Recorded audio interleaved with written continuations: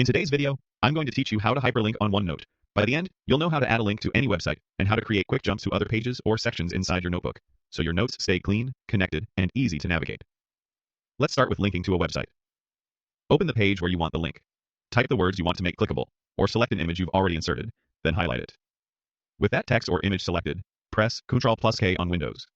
If you prefer menus, go to Insert and choose Link, or right-click your selection and choose Insert Link. In the link window, paste the website's address into the address field, then confirm by selecting OK or Insert. Your selection will turn into a clickable link.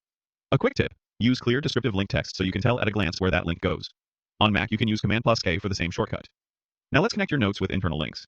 In the navigation pane, locate the page or section you want to point to. Right-click its tab and choose Copy Link to Page or Copy Link to Section. That copies a special OneNote link to your clipboard. Go back to the spot where you want the shortcut, type the words you want to make clickable, highlight them, and press Ctrl+V to paste.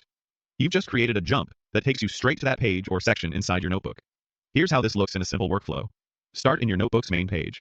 Add a line of text you want to link, highlight it, open the link dialog, paste the website address, and insert it. Navigate to another page in the notebook and do the same to add a second web link. Next, in the page list, right-click the page you want to reference, choose Copy Link to this page, then return to your starting page. Type a short label like, See details on page 2. Highlight it, and paste. That text is now a clickable internal link back to that page.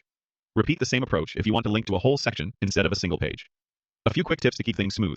Make sure web addresses include HTTP or HTTPS so they open correctly, and use concise, meaningful link text to keep your notes scannable. If you ever paste a long address by mistake, select it and press Ctrl+K to format it as a clean hyperlink. That's it. Simple, fast, and powerful. Thanks for watching, and happy linking in OneNote.